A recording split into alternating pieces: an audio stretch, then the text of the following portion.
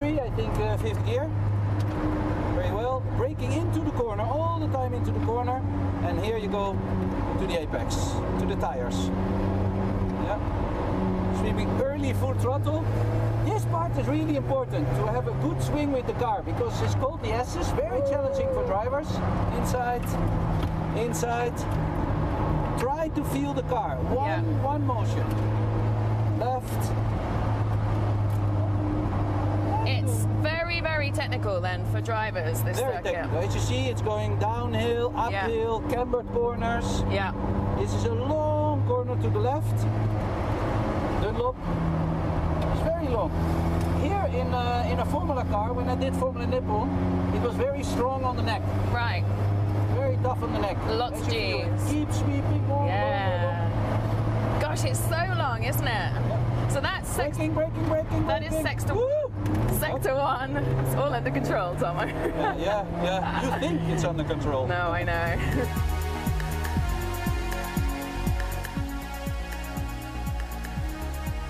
Here's the hairpin. This is a very sharp hairpin. Yeah. Second gear for us.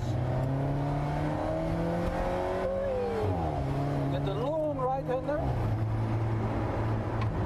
Also quite tough for the neck when you have a lot of downforce. Yeah. It's full throttle, no problem.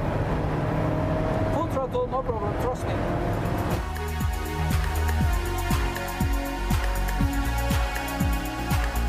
I love it.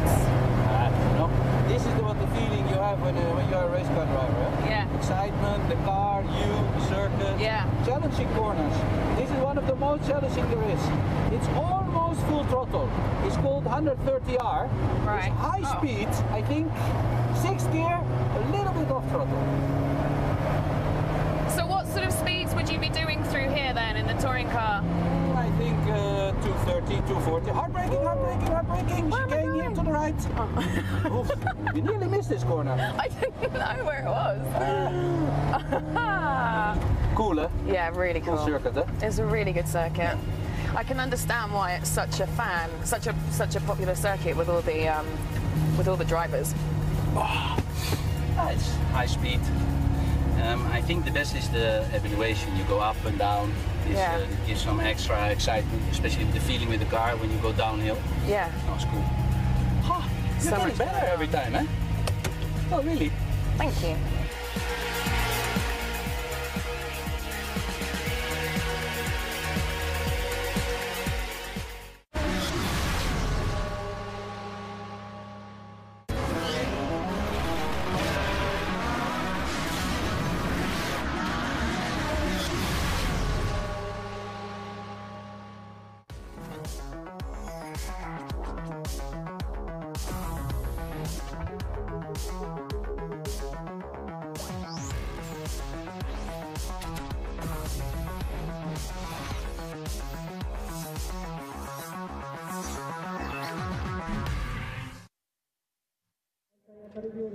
Good afternoon, welcome to Suzuka in Japan, and as we get ready for rounds 21 and 22 of the FIA World Touring Car Championship, the penultimate race weekend of the season.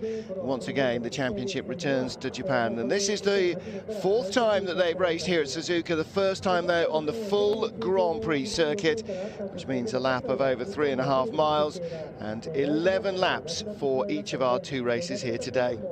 Well, air temperature nice and warm, 21 degrees still. Big cloud front coming towards us, but it looks as though it should remain dry, hopefully for both races. And track temperature is already up nearly to 30 degrees. Well, hello wherever you are. Good afternoon, good evening if you're watching with us in Australia. Good morning if you're watching in Europe very early. We are ready for the two races that will, in all likelihood, decide this year's World Touring Car Championship finally in favour of Jose Maria Lopez. He's already had 9 wins in his career. If he ends up with a 10th today, then that more than seals the championship. He's 94 points ahead of Ivan Muller, and he needs just 6 points to, well, in fact, Muller needs the remaining 100 points on offer in the championship, or 105 on offer in the championship, to stand any chance of overhauling him. So as long as Lopez turns up basically and qualifies, he's pretty much there.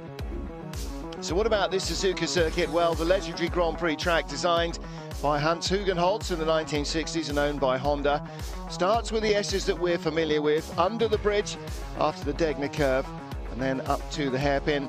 This could be a potential overtaking opportunity either on the way in or possibly after making a mistake there, giving away space on the way out. It's tight and uphill. That's going to be a trouble for the front-wheel drive cars. Corner 13 and 14, spoon curve. Long, demanding corner leads us on to the fastest part of the track, back down through 130R to the final chicane. It's a tight entry, but with the long run down towards it, it's very quick and very close.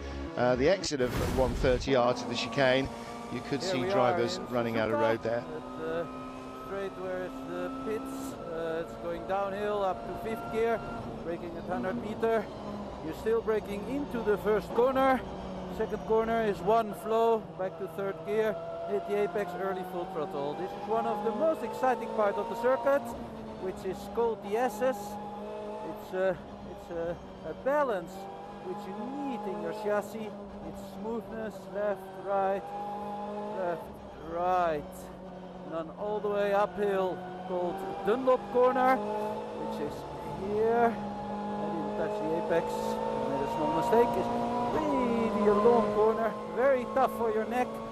Go to Degner 1, don't brake too late here. A small bump, that's the inside, and we go here. Where is the bridge? Where is the back straight?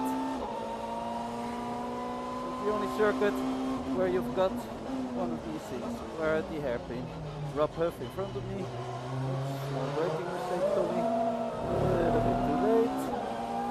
Right to spin at the exit, and we get a long right-hander. Very long. We go to spoon. Also 2 corners which you have to take in one flow. Entry is quite fast in 4th gear. You go back to 3rd. Early entry, and you go all the way downhill to the long straight. One of the most exciting corners. It's all uphill. It's called 130R. Here we are.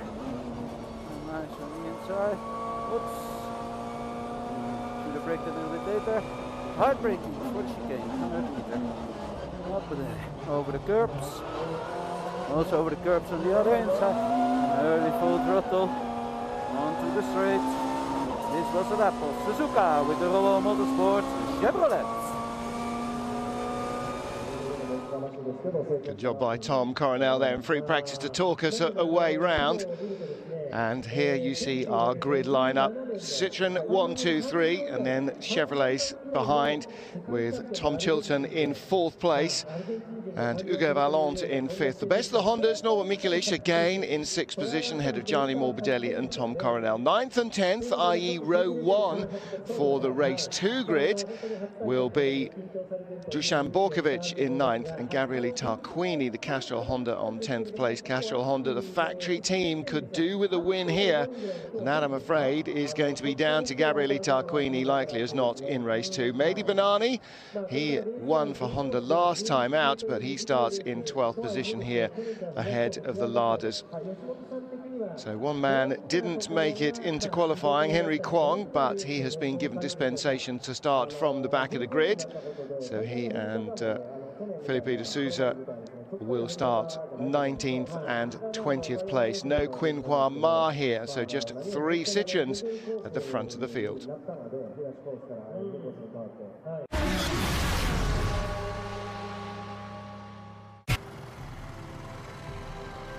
Cars on the grid making final preparations for the penultimate race weekend in the FIA World Touring Car Championship. Martin Haven alongside me on the grid. On the grid, in the booth, is Matt Neal. Matt, Norbert Mikulich, winner for Honda, or the fastest man for Honda here, also a winner for Honda, but the factory cars in Suzuka, we're going to have a quick word with Pechito Lopez, I believe, our pole man. Talk a little bit more about Honda here at Honda Land in just a second.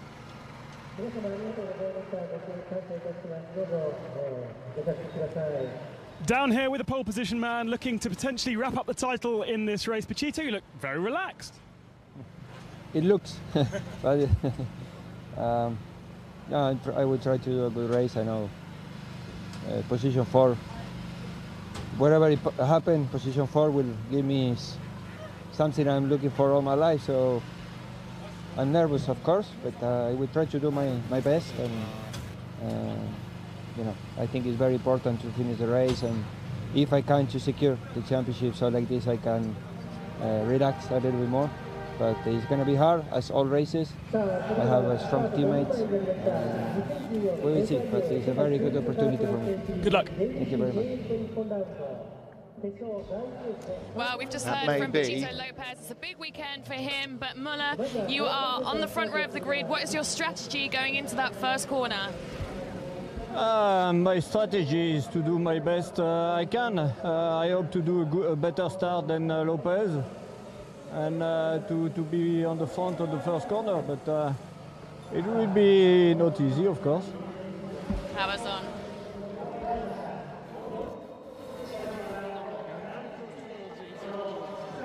Right, we'll venture trying to talk again now. Tell you what, when you want us, lads, let us know. So, Ivan Muller, Matt Neal, 94 points behind, 105 points still left in the season in 4 races. It's inconceivable, surely, that he'll overhaul Lopez unless something really bizarrely weird happens in this first race. Yeah, you say that, Martin, but I've raced and fought for championships against Muller, and he always says nothing is over, and he gets a really serious look on his face, and you know nothing is over till you know anything could happen. Lopez could get taken out on a start line accident, which takes his car out of this whole event. So, you know, in one fair swoop, and then suddenly it's game on going to Macau, and Macau, anything can happen. We've seen it happen before, and there's some racing still to do. I mean, Lopez he's got the speed, he's at the front, so he's out theoretically the danger zone, but Muller's around him. Never discount Muller, or if you do, you do at your own peril. I agree. He has got 2 very tough teammates behind him, and he's got a whole bunch of other drivers that want to win. Of course, he said 4th place will be enough. He's not hoping to get 4th place. He's going to go out and try and win this race, but he knows that he has got that safety net. 1 4th place in the remaining 4 races will win him the championship. Yeah, I think so. In the inter-team fighting, we're just looking at Sebastian Loeb now. Lopez is only what he's really got to worry about is Muller. You know, Loeb, after getting stuck into the back of Muller, you know, at Shanghai and wrecking Muller's race, Loeb's going to want to keep his nose clean. He's going to want to do a good race, put some good lap times in, but you know what it's like when you are trying to make yourself do things that aren't natural. You know, not go for their gap and try and drive cautiously. Things go wrong because that's not allowing you to relax into driving the car properly, and then you're not in control of it properly, and things go wrong. I mean, realistically, Ivan Muller has to get by. The only thing he can do at the start here is get by Lopez, but Lopez on the DHOL pole position for the weekend. For race 1 here, he will start at the front, not even 2nd or 3rd, not having to get by anybody. What he's got to do, and he said, please don't talk to me about the championship. It's not about the championship, it's just about races. And that's the only way to deal with it. He's just got to focus on starting this race the best way he can, same as he's done every other day that we've been at a racetrack this season. Interesting view we just get from the side of the car there. The drivers are located much further inboard and much further back than you get in a standard road car. A lot of that is for weight distribution with the designers, but also for protection from side impacts, which is a big danger zone. So they situate the drivers behind the B pillar, and it's just added protection as well as all the carbon paneling in there. But I think we're off for a commercial break, aren't we? Heading out on the formation lap here at Suzuka. Final chance to take in the circuit before we get the first of our races underway. 11 laps of the Japanese Grand Prix circuit. And this fabulous Hans Hugenholtz design by turn, tight, technical and frustrating, fast, flowing, and frankly just a little bit on the edge, seat of the pants scary. And that's one of the big things that really attracts drivers to this circuit. 3 years they've come here with the World Touring cars, used this first part, and then turned right over the brow, but now they're on the Grand Prix circuit. Let's hear from Rob Huff.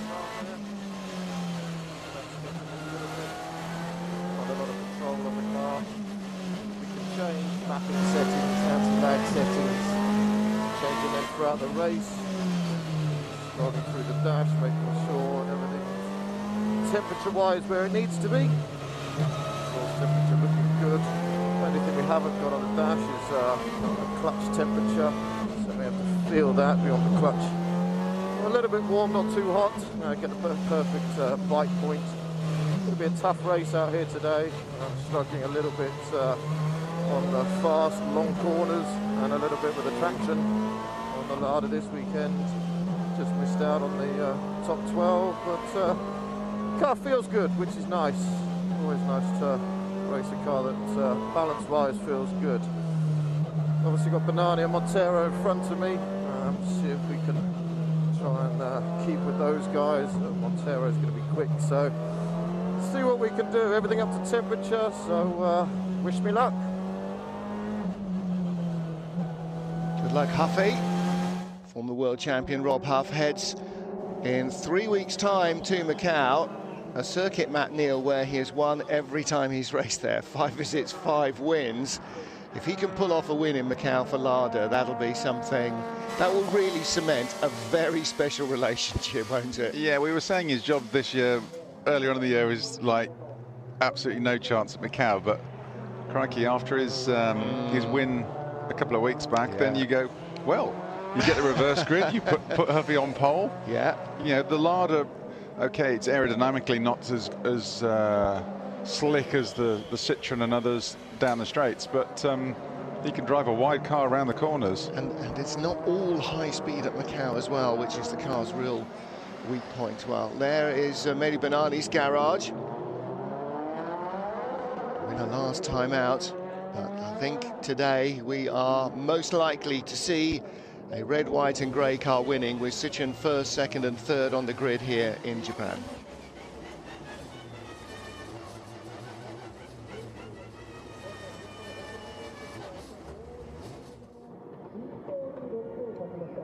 Grid is forming up nicely behind poleman Jose Maria Lopez. There is the Royal Motorsport team boss Roberto Ravaglia. First ever World Touring Car Champion. He was, 1987 World Touring Car Champion for BMW. Yves Maton has seen his team come to the championship and win the manufacturer's title. Last time out, they amassed enough points to put it out of anybody's reach. So our grid is complete. All 20 cars are in place, and we will wait for the red lights to go on. Green flag waves, 5-second board is being shown by our starter. Lights are on, revs rise, and away we go. Jose Maria Lopez on the right of your screen, who has got away very slowly. Jimmy Thompson has. Lopez gets a good clean start. Loeb's been swallowed by the Chevys, and Muller is immediately into hunter mode in second place. Third is Tom Coronel, Chilton rather. Fourth is Hugo Vallant, and Sebastian Loeb again didn't get the best away from the start. He's fifth in his Citroen ahead of Norbert Mikulich. The Citroens do have quite a unique start procedure. It's whether they've taken it over from the rallying, but it's almost sort of a pulling away, you know, driving away quite methodically, when quite alien to a lot of them. But it does seem to work most of the time, but obviously it's not worked for Loeb this time. In years gone by, they would have turned hard right over the brow here. Now they sweep left through the Dunlop curve and down to Degner 1 and into Degner 2. Heavy braking here before you miss the tyre stack and turn under the bridge. The crossover there under the back straight that brings you back down to 130R later in the lap. And here they come up to the hairpin for the first time. Tom Coronel has moved up into 8th position. Dusan Borkovic down to 10th place. The Serbian did not get a good start from 9th on the grid. So in fact, Coronel's stayed where he was. Thiago Montero's moved up. And the lead pair starting to pull away from Chilton in the black and white Royal Motorsport car. Yellow and white Chevrolet That's the Campos car of Hugo Valence, the number 7. And behind them, Sebastian Loeb out of the chicane for the first time. And out of Spoon Curve now, sweeping back down the hill. Track goes underneath us here as they rush down to 130R. Over the top of the crossover. 130R now, a two-part corner. Valence must be on new tyres. Chilton went out very wide there in qualifying, and Valence holds the line and goes through into the chicane. Mattett's really fast exit of 130R, and the chicane is a lot closer now than it used to be several years ago, but still Valence managed to out-fumble Chilton there.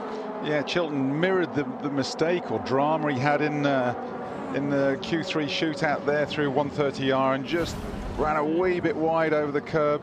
Whether he was trying to, I mean, it looked as though Valence was carrying more speed through it, whether he just had more grip in the tyres. As you say, could be running new tyres, but at the moment, it's Muller's worst nightmare is that Lopez got a good start. Yeah. But then he's got a positive that Loeb's obviously bottled up behind the two Chevrolets, so he can have a clear crack at putting Lopez under as much pressure. He doesn't want to overtake him. He just wants to put him under serious pressure, try and push him into a mistake. And but Loeb definitely should be the cork in the bottle at the moment to have a crack at these two Chevys as the race progresses. Now you've got to wonder, when they were coming out of 130R, if the presence of Valence behind just took a little bit of air off the back of the car of Chilton, and whether that added to the drift. He didn't make the apex. He wasn't on the curb at the apex, so he was a little offline. Maybe really that's all it took. That would make the rear step out, actually, Martin, when it looked as though his front end was going on the way in there. So it was the front end taking him, wasn't ever going to get around the corner at that point. I mean, they can be very aggressive with the tyre pressures will come up. And if the tyre pressures, as the heat builds in the tyre pressure rises. They don't want too higher tyre pressures in the second half of the race. So they go as dangerously low as they dare for the start of the race. And maybe his tyre pressures are a wee bit low on the opening lap. See, now the other thing that Valence and his engineer Philippe de Coursac might have thought is they might have thought we'll go with a fraction more tyre pressure at the start, get a move at the start, try and get in front of everybody else into a podium spot, and then just deal with what happens later on. Yeah, I mean, often the thing is, or what you see is if a car's like lightning in the first 2 laps, he's going to go backwards in the second half of the race. So we could get down the bookies to see how Valence is going to go in the second half. Well, there you can see the battle of the Hondas. Norbert Mikelic, the black car, and right behind him is Thiago Monteiro. Gabriele Tarquini, a couple of cars further back in the train. So Lopez and Muller, and then Valence, Chilton, Loeb dropping away. Not able to get close enough. Norbert Mikelic in 6th position, Thiago Monteiro in 7th, right behind. Beg your pardon, Gabriele Tarquini right behind, Thiago Monteiro in 9th place, ahead of Dusan Borkovic. So there was a change there because Tarquini's up into 7th. So Tarquini has been making moves because he started in 10th place, didn't he? Yeah, just watching these Hondas through the weekend, I mean, they're not lacking majorly in any one area. It's just, they just look hard work to drive. The cars seem very skittish, sliding around a lot, locking wheels up on the way into the hairpin. So I mean, it's just every driver, whether it's the 2 factory Castrol cars or the 2 private cars, they just seem hard work. Look how close Loeb is now to Valence and Chilton. Coming down the front straight, he was 3 or 4 car lengths away. He's trail braking around the outside.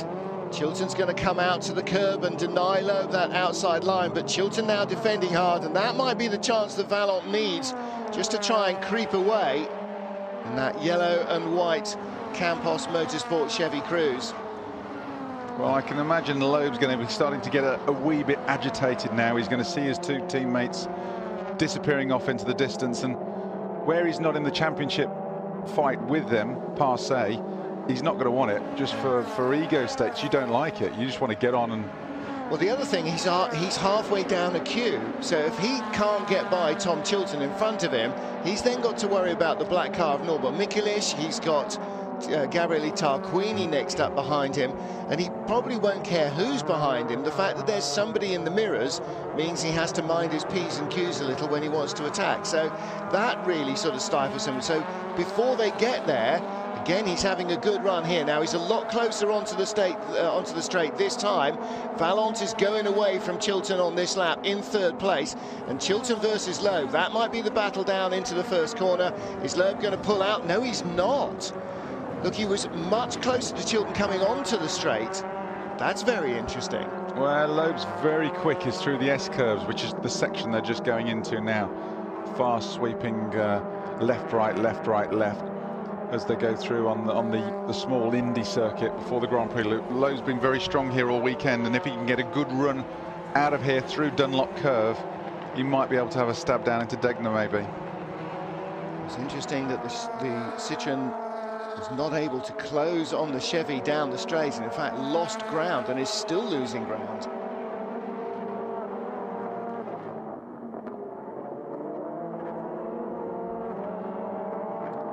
Battle of the Hondas for 6th place. Norbert Mikulich, Gabriele Tarquini. Tarquini's fastest lap at the moment at 2:10.4. Not sure that's going to be enough to win even from pole position in race 2. Tarquini is probably the world's greatest starter of a front-wheel drive car from a standing Tarquini's start. been done by Coronel, hasn't he? Yeah, Coronel's moved up. Tom got by? No, he hasn't. No. Yeah. No, Tarquini's still behind Mikulich. On the timing we're on screen board he with is. Gabriele. Yeah, that's not Coronel in front of us, though. Oh, right. Well, as Montero's gone behind. Well, Montero has dropped 2 places, so he was in front of Coronel and Tarquini, and he's dropped back. So I'm not quite sure where that happened or when that happened. Well, I think it was on lap 1 somewhere, but didn't really see it. They were watching the leaders, obviously, at that stage. I'm getting commentator's brain fade here. I've been hanging around with you too long. Yes, all right. Hang on a minute, that doesn't work. You can't catch thickness from me. Well, maybe you can. On board with Norby, looking back at Gabriele Tarquini. Tarquini will be so desperate to win race 2 here. And that's really, I'm sure Norby is aware of that in his mind, that Tarquini will really be focusing on race 2 where he starts on pole position. The Castrol Honda team would love to win a race. Okay, Honda won last time, but that was with Mehdi Banani. That's a privateer team. The factory team have not had a win this year, and they haven't won in Japan either. Norbert Mikulich won here last year in the Zengo Motorsport car, the black and red Honda. You know what I think Tarquini will be focused on at the moment? Anybody from Valente back to him could finish on the podium. Does that change? Anything can happen. Yeah, but he can't afford to damage the car because he wants to start on pole for race 2 and send everybody home from Suzuka, Honda's home circuit, the track they own, with a victory. You tell a fighter battalion at the very least. No, that's... He will so desperately be wanting to win a race for Castrol Honda in Japan. I mean, that's a massive, massive thing for them. He's on pole for race 2. If he wrecks it with a move for 6th place, he will eject himself from the circuit. Projected points at the moment, Jose Maria Lopez, if they finish as they are, will be 101 points apart, with 25 points remaining in each of the last 3 races of the championship, plus 5 for pole in Macau, which will be 80 points. If he stays where he is, he will win the race. He will notch his career World Touring Car tally up to 10 victories and 1 World Championship. Yeah, Lopez he's actually like a clock at the moment, isn't he? He's just reeling it off, and you'd almost say he's got an unfair advantage. His car's better than the others because Muller is a proper class act in the World Touring Car scene. So to be eking away, you know, it's a 10th this lap, 100th the next lap, and there can't be any favoritism because you know, in the team they are all equal. There's not the remotest chance that they have favoured Lopez in any way, shape, Absolutely or form. No way. Not with 2 other World Championship French teammates in the Citroën French team. So, I mean, you just got to say, wow, you know, fair play to the guy at the minute. I tell you what else, anybody who is up in the dead of night watching this in Argentina, who has raced Lopez regularly in the TC 2000 Championship and has been against him and has raced wheel to wheel with him and has occasionally beaten him and occasionally not, and sees him doing this to the best in the world, they're suddenly, well, not even suddenly, they gradually this year, I think, will have been feeling better and better and better about their performances and their championships, because he was not so far ahead of all the other drivers in Argentina that nobody ever saw him. Yeah, but the Argentinian TC2000 Championship is, to the people that know, is regarded as one of the toughest championships around, touring car championships around. Ooh, Loeb getting a bit. And Norby as well, getting he's very obviously wide. trying to get a good run out of there on Chilton. Yeah, and again he's going the long way around the outside of the hairpin, and again Chilton will just drift over to the exit curb, and it is Loeb trying to force him out there so he can go the long way around the outside again. I mean, this is really quick stuff here up to Spoon. You know what Loeb's been doing? He's almost being too polite. You know, to move forward sometimes in the touring car arena, you've got to get a bit nasty, and Chilton's going defensive, but he's not sticking it on the white line down the inside. Ooh, Gabrielli was way out there between Denga 1 and Denga 2. Yeah, a few sweaty brows and yeah, do you know what? They're all looking impassive and inscrutable, but inside, I should think there's probably as many butterflies in their stomachs there as there are for Jose Maria Lopez's mum. We saw her in the garage a moment or two ago, everything crossed. What a tremendous weekend for her, for his dad, for the rest of the family coming over here to Japan for the first time ever in their lives. And, you know, alien culture and this alien thing where their boy, and this is going to be the remarkable thing in Argentina, their boy, Pechito, is going to be the first man since the legendary Juan Manuel Fangio from Argentina to win a world championship. That's 1957 was the last time an Argentine driver won a world championship, and he's going to go and win a world championship this afternoon. Chances are, is that going to be some monumental seismic thing in Argentina? It's just going to be the news story for days and days. Yeah, I mean, if he can get to the end of this race all clean and tidy, I mean, it'll be a massive pressure off his shoulders. The weight, you know, he was hiding it pretty good. He was saying he's understandably a wee bit nervous before the race. He's just focusing on, but the emotion that will come out because you bottle it all up inside you, and you just focus on the job you've got to do, and it's the concentration level you've got to have. Muller's pulling over, and the championship is over, guaranteed. Second place now is the battle for the Chevys, and Muller slows dramatically. He's rowing it up through the gears, but he's lost a turbo or a turbo pipe or something. They come up past him very quickly. That is not Muller just relaxing and slowing down in any way, shape or form. That is fate intervening. Wow, that so easily could have been Lopez, couldn't it? Yep. Then it would have been game on. And we've said it so often this year, and I've said it so often in all other years as well. You never win a championship by just luck. But if you don't have luck, the jigsaw puzzle is incomplete and you won't win it. And that's the way Ivar Muller's championship has gone this year. He's had the equipment, he's had the team, he's had the car, he's got the talent, he's got the speed, he hasn't forgotten how to drive.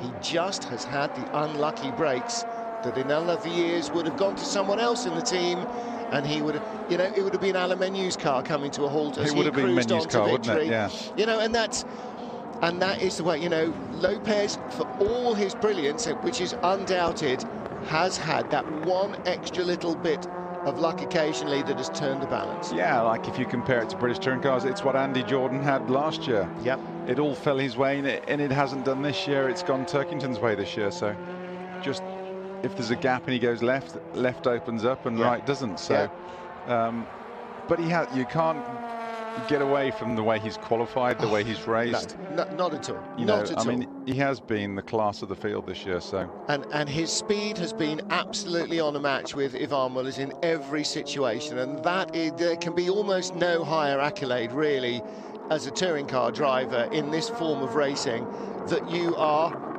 on a level with Ivar Muller, because he's a four-time champion. He's always fast. Occasionally a teammate will out-qualify him, Very rarely will they out-qualify him all season long, and very rarely will they outrace him. And Paquito has done both of those, so there's no question at all. He is absolutely a stellar performer, and he is currently 8.8 seconds clear of the field.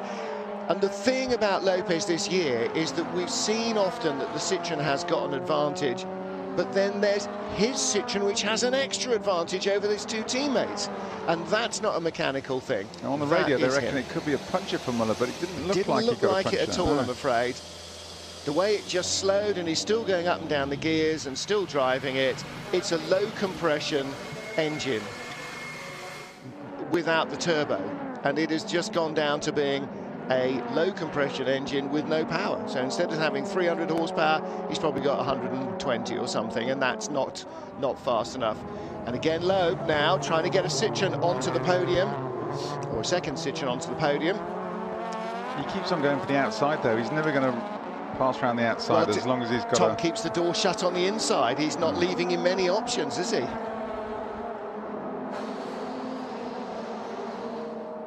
Roal Motorsport team watching the action as Hugo Vallant in second and Tom Chilton in third come down into corners 1 and 2 here in Suzuka. Roal Motorsport's Chilton was in front of Vallant briefly, but got eased back into what was then 4th place, now becomes 3rd as Ivan Muller has retired in the pits.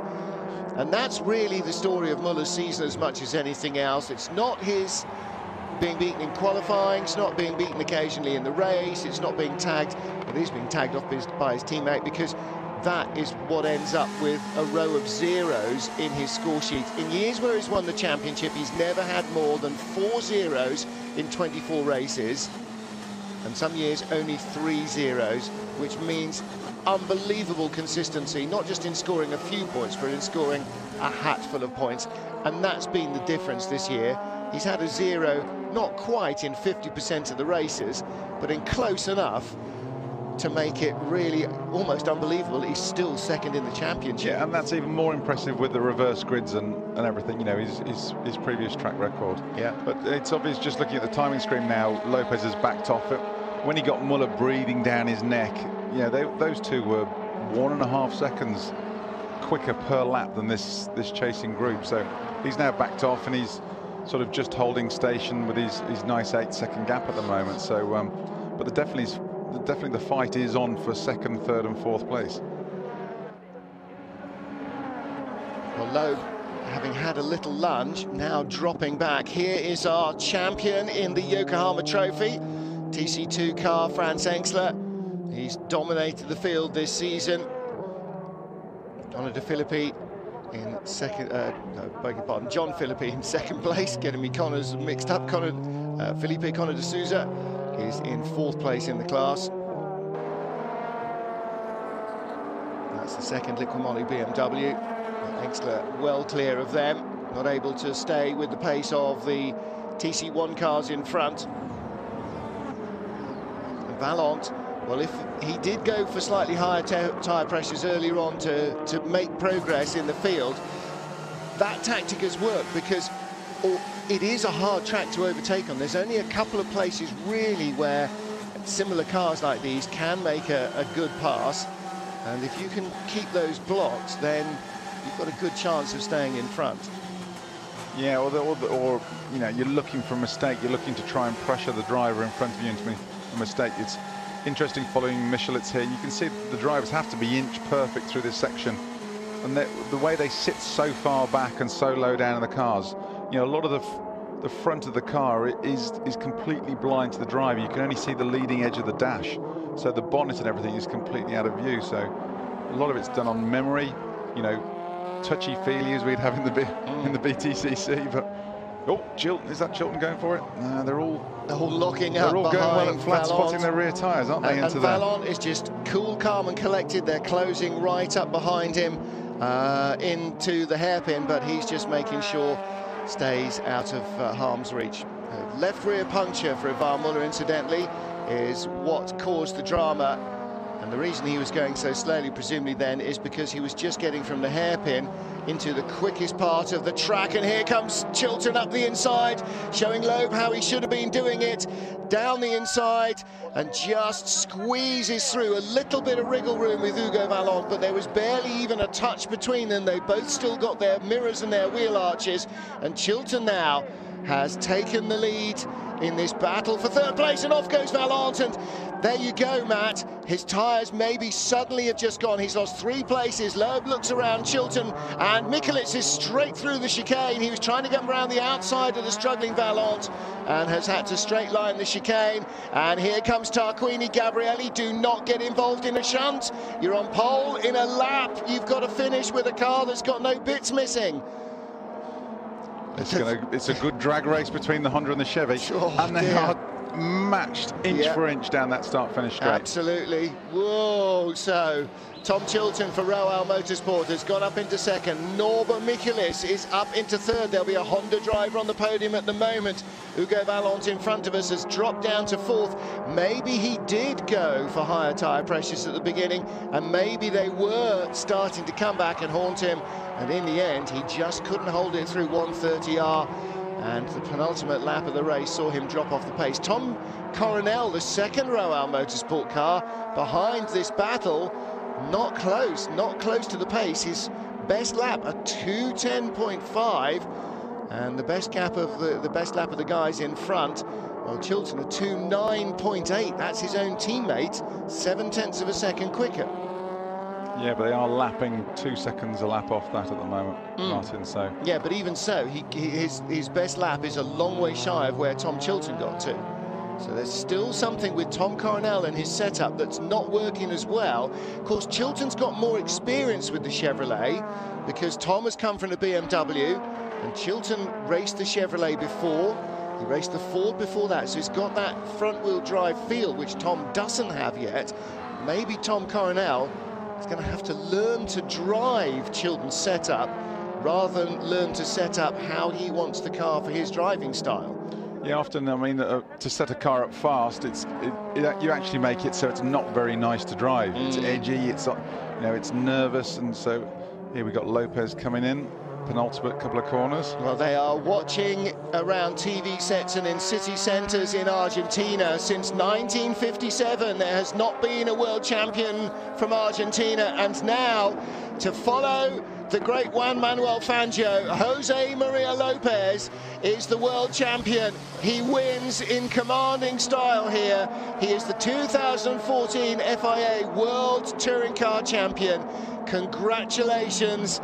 Congratulations indeed. The Citroën team are thrilled. I'm sure there's his girlfriend Victoria. His mum and dad will be starting to breathe again, and probably they've been feeling about a decade older up to now. They probably feel about 20 years younger. What a remarkable season this man has had in the World Touring Car Championship. Just underline, he is a rookie. Apart from Argentina, he had never raced in the World Touring Car Championship at any other track. Well, there you can see Fox South America, Fox Latin America are down there on the pit wall with his mum, and they will be covering this live across South America. So for all the Spanish-speaking nations, this is a very, very big story. If you thought the Citroën team couldn't get stronger from this year, they've now got 3 world champions at the big cars for next year. Absolutely. He's no longer the only one who's not been a world champion. Exactly right. And he's not even the only one who's not been a World Touring Car Champion now, because that's Sebastian Loeb, so that will have to come for him as well. Before the start of this season, before we went to Marrakesh, he had done 2 World Touring Car races in Argentina as a wildcard entry last year, and unbelievably won one of them. He won both of them there this year in a remarkable virtuoso feat, and now he takes the championship title too.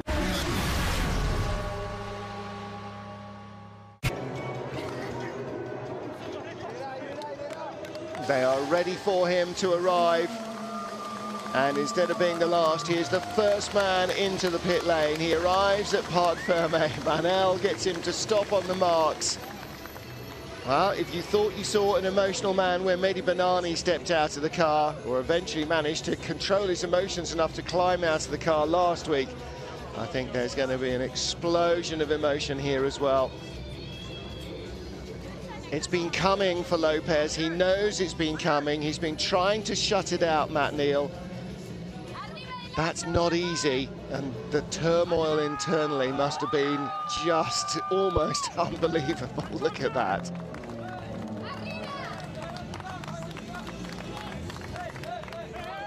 He's got to savour the moment, hasn't he? It's just... He's going crowd surfing with the team. Jerome Roussel right in the middle of it there.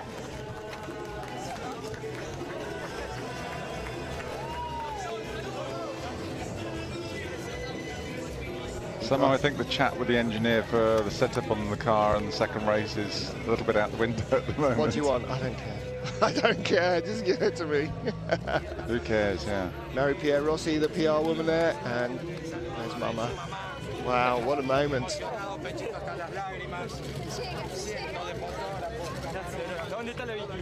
Great work by Ivar Cameron there. Camera up above his head, trying to get the shots, and there's his girlfriend. What a ride they have shared this year. What a ride.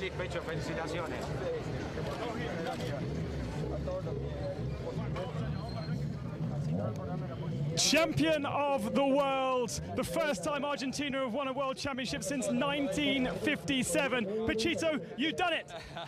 I can't believe it. Thank you very much. Thank you. I thanks to the team.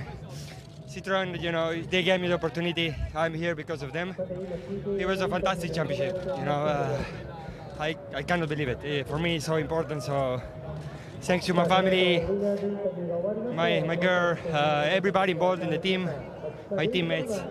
Thank you very much. Thank you, WTCC also. It's been a big change from last year, where you was in Argentina, in your home country. This year, traveling all over the world to seal this title. And here in Japan as well. Yeah, it's amazing. You know, become champion where my idol Ayrton Senna became champion. It's a great feeling. So, you know, I couldn't even imagine this. It's more than I expected. So, thank you. And enjoy the podium. I'm sure his mum and his dad remember what it was like in Argentina in 1957. They won't have been old, but they may know what the celebrations were like for Fangio's fourth and final championship title. It's been a very long time since then, 57 years, and there's another Argentine world champion. And if you are following on Twitter, you will probably see pictures of crowds back home in Argentina watching at 2:30 in the morning as Jose Maria Lopez takes the world championship, and you could see clearly all the Fox and other South American broadcasters around him waiting to get a word, because this is a massive moment for South America and for South American motorsport. Well, we were talking earlier in the year, and he was saying what a phenomenal Christmas present it was to receive the call from Citroën saying, yes, we like you, we would like you to come and drive for us. I think he's just handed them an enormous Christmas present as well. They won the team's championship. The constructors' title was sealed last weekend. Now they have the drivers' champion as well. That was probably never in doubt, but it gives them the most phenomenal marketing exposure in Latin America, which is, of course, part of the reason, at least, why they decided to choose Lopez among many candidates who might have been in that third car. Well, behind all that, Tom Chilton, Royal Motorsport Chevrolet in second place, and Sebastian Loeb on the podium in third. But everybody, the world's media, will have eyes for one man, and he is our race winner. Well, Matt, you know what that feels like, that release of tension, that explosion of somethingness. What is it? Yeah, what I was thinking, Martin, was just, it shows you how many real class drivers there are out there who get to the footstep of Formula One and don't make it, and he was one of them. Yep. You know, he became a test driver with Renault, and whether it was through finance backing, fortune, face didn't fit, whatever, he didn't make it, but you look at the way he's driven and everything else he's driven since, and, you know, I'd want to put my money on him rather than half the Formula One grid who are out there, and he just seems to be a class act. He always said, maybe my Latin temperament let me down, and in single-seaters he was a bit win it or bin it. There's Frank Sensler, our TC2 winner. He did have a little bit of a weakness under pressure. Under pressure now, there's no sign of that at all.